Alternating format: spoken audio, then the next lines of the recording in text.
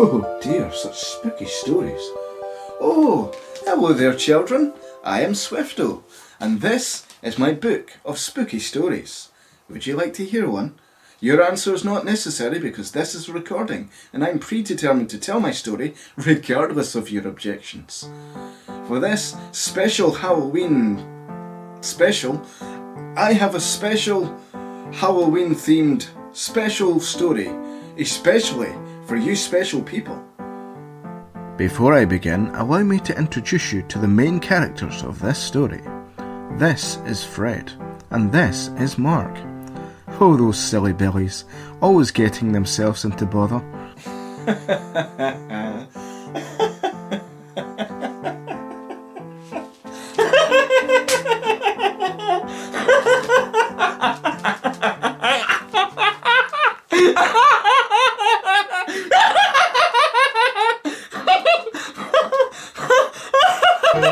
This is Fred and Mark's Halloween Hassle. It was a gorgeous Altovian summer's day, and Fred and Mark were relaxing in the living room. There's nothing like reading a good book to pass the time, said Fred. Really? Said Mark. 'Cause it looks like you're reading a newspaper to me. Page 3, eh? Not much reading there, is there? Oh, what lovely views though. Check out those mountain peaks. Mark, do you mind? This is supposed to be a children's story, you know. I'm not the one who's busy looking at nude women. Stop it, Mark, you're spoiling the PG atmosphere. If you really must know, I'm doing research for my art class. Our subject is on the female form, actually. Bollocks, you only go to those art classes to ogle the models and wank off in the corner. That's not true, you filthy liar. It was at this point that Fred expressed his disagreement with Mark's comments, using the medium of violence. That'll teach you to ruin this family-friendly Halloween story, you utter gobshite. What did I do this time? Remarked Mark. Fred went to see who was at the door. It was his friendly neighbourhood postman, Nigel. Good morning, Nigel. Shut your face, you specky puff. Isn't anyone going to stick to being family-friendly for this story? Fred opened the letter that Nigel had given him and read it using his eyeballs. Huh? I don't believe it, said Fred in a state of shock. What is it? It's Uncle Frank. He's dead. Oh no, not Uncle Frank. I'm sorry to hear that. Are you okay? Okay? I feel fucking fantastic. What? Now that Uncle Frank has finally kicked the bucket, I'll get a large portion of his money. I'm rich! I'm filthy stinking rich! Ha ha! I can finally get out of this shithole of a house. Fred, you might want to tone it down a little. After all, this is supposed to be a children's story. I sod the little twats. I don't care. I'm rich now. Ha ha ha! That's silly Billy Fred. He sure is a cunt. But little did he know that he wasn't to inherit his uncle's money. Nope. Instead, what he was about to inherit was his uncle's old haunted mansion. But only under one condition. He had to stay in it for an entire night on Halloween. And if you think that sounds cliché, you're absolutely right. Well, this writing thing's really hard, you know. I'd like to see one of you shits write something better. Fuck off. Some length of time which can't be arsed figuring out after that scene, Fred and Mark found themselves arriving at Uncle Frank's old manor house. Whoa, what an absolute shithole. I'm not sure I like the look of this place. I thought we were going to Uncle's luxury mansion. This looks more like a haunted old castle. Fred, may I ask just 2 very small questions? Yes, what is it?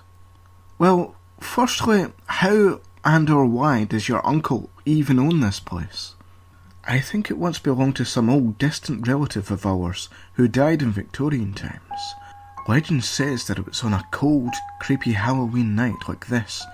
She was walking around the gardens when she was suddenly attacked and killed by a pack of rampaging hamsters. Oh, I see. Nasty way to go. Yeah. What was the other question you had, Mark? Oh yeah, I was just wondering, If the narrator said that it was a summer's day at the beginning of this story, then how come it's Halloween already? Well, you see, the thing with that is, oh, look over there. Oh, of all the rotten luck, Fred sighed.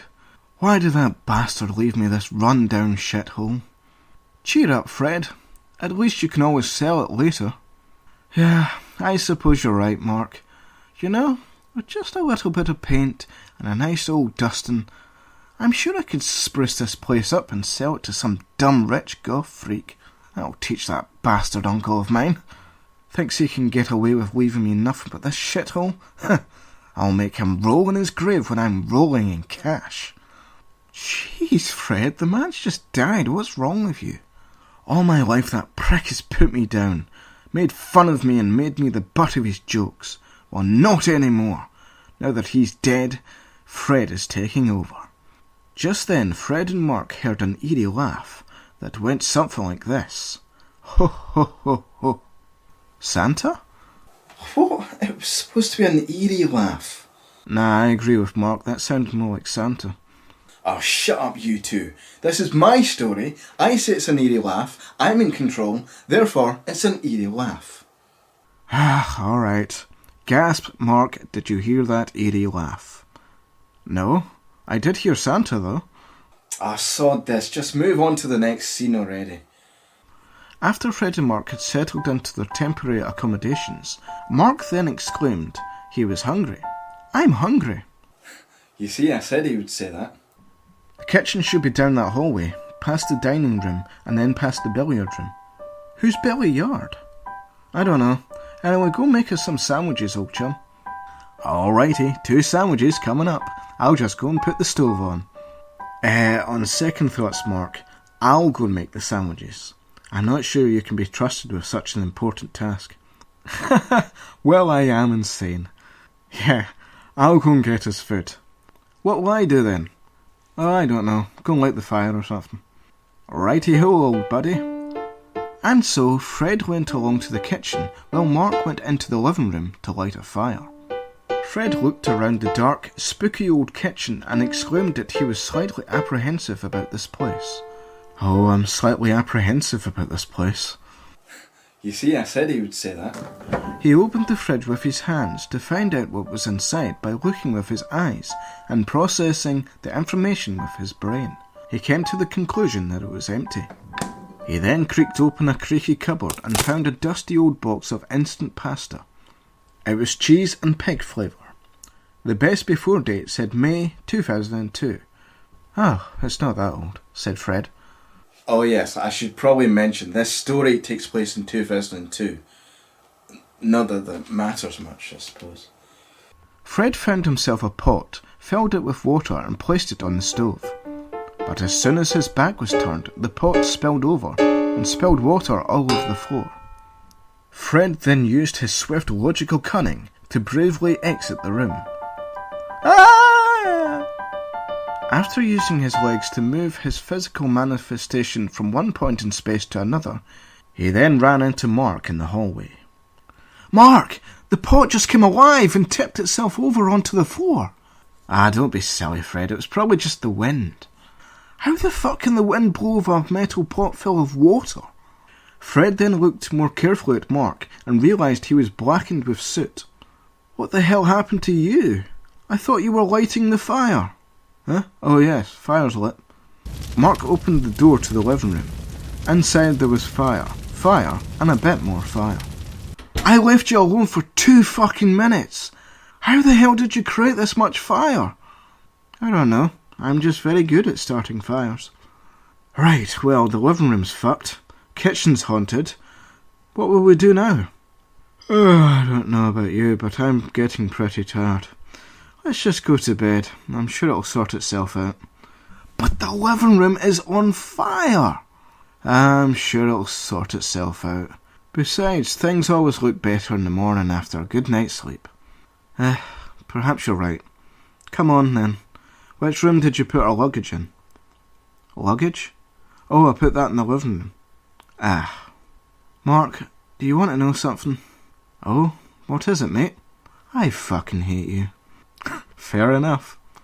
As the suitcase containing Fred's freshly cleaned red tops, crusty boxers and worn-out porno mags slowly burned away peacefully in the warm glow of the living room embers, Fred and Mark made their way up the creaky old stairs to get a good night's sleep. And remember, kids, you need to get a good night's sleep too, so you can grow up strong and become powerful, superior adults. And then you will become obsessively motivated by your superiority to crush your opponents in the dust and climb the ladder of success, become the ultimate unstoppable power in the world. And you will rule this world with an iron fist to begin your galactic conquest of total domination. But before you go to sleep dreaming of your galactic conquest, I haven't finished my shitty story yet. So we'll be right back after this ad break. Don't go away. For the first time ever on DVD, for a limited time only, the full, complete, remastered Madman Joe animated cartoon collection. Ordered now while stocks last. This stunning DVD box set contains all 1 episodes of Madman Joe. At last it is complete. Such as Madman Joe Breakfast and some extra features. This special, limited, rare DVD comes with some stunning extra content, including interactive menus, scene selection, and the ability to turn on or off subtitles, plus a photo gallery and a commentary track.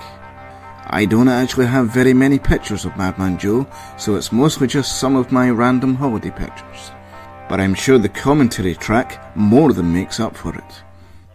You see, I chose grey as the colour theme for Madman Joe to represent our oppressive authoritarian society.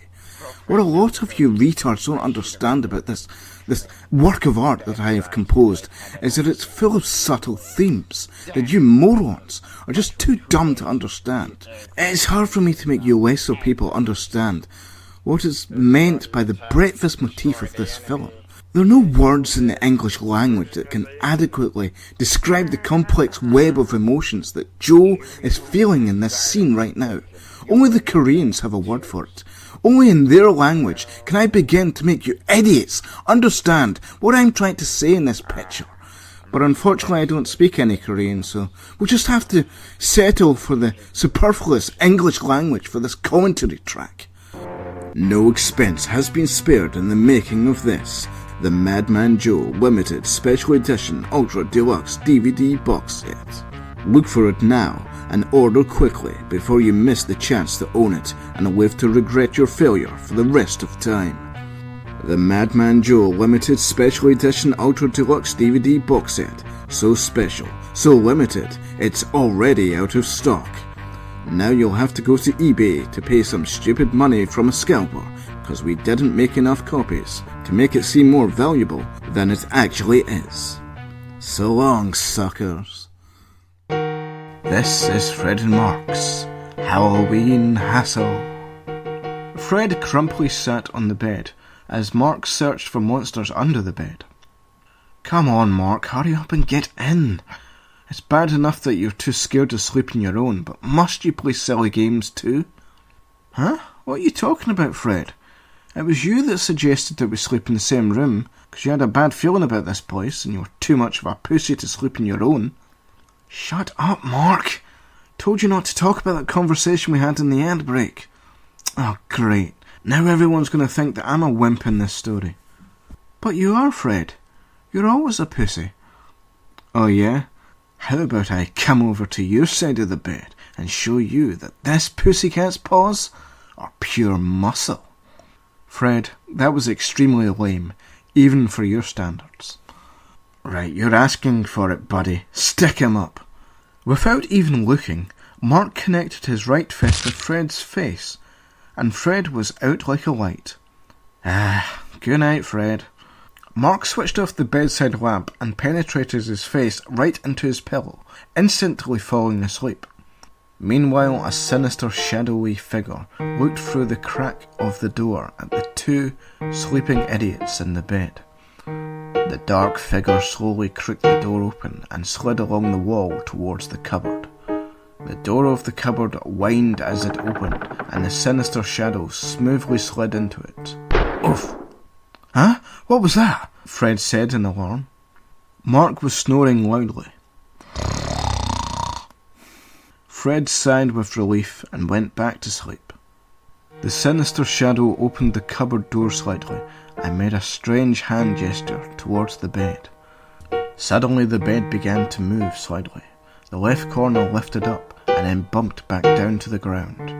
Mark stirred in his sleep as the bed hit the floor. Oh, steady on, Susan. I've only got so much stamina. The shadow then lifted up the corner nearest to Fred's head, and then at the same time, the bottom right corner. The bed slammed down to the ground, waking both Fred and Mark in a state of terror. Ah! Mark! The bed's possessed! The bed began to dance around, and each corner kept lifting and falling, over and over. Oh shit! It must be a ghost! Ah, let's get out of here! Mark tried to jump out of the bed and fell over himself. Fred then fell over Mark, hanging half out the dancing bed, and they both rolled their way towards the door. As they did this, Fred exclaimed loudly to Mark to run quickly. Run! Quickly! You see, I said he would say that. But as they ran down the hallway and got to the grand stairway, Fred stopped suddenly and Mark ran face first into the back of Fred's head. They looked down and saw a ghost coming up the stairs. Oh shit! Run back! Run back the other way! The ghost followed them up the stairs and along the hallway. They ran back into the bedroom and slammed the door shut. The bed was still dancing around, and the ghost outside was banging on the door, which Fred tried desperately to keep closed with all his strength on it. Mark pointed towards the window. We'll just have to go out the window. Are you crazy? You'll die from this height. Mark tried to run and jump out the window, but he tripped over something in the middle of the room. Suddenly the bed stopped dancing. Hey, who left all these wires lying around the room? Mark said as he held aloft the wires in his hands. Huh? What wires? Mark went over and switched the bedside lamp on. They saw the cupboard door slam shut suddenly and saw several wires going from the cupboard to the bed. The bed had now stopped moving completely. The ghost outside the door seemed to calm down, and both Fred and Mark looked at each other in confusion. They both slowly approached the cupboard. Well, why don't you open the door and see if they've gone, Mark? Old buddy, old pal? Piss off, I'm not going near that thing. Oh, please, Mark, I'm scared. Me too. Why don't we both open it together and see what's inside? Okay. Okay. 3, 2, 1. The doors opened suddenly before they laid a finger on them, and the sinister shadow came bursting out. Ah! Ah! Fred and Mark screamed like little girls. Out of the cupboard came Uncle Frank, laughing hysterically. Oh shit! It's the ghost of Uncle Frank! He's come back to reclaim his mansion. Ah, shut your face, you numbskull ninny of a nephew. I'm not dead. I was just shitting with you boys. But why, Uncle, why? Because I'm rich and I'm bored. And also because I hate you.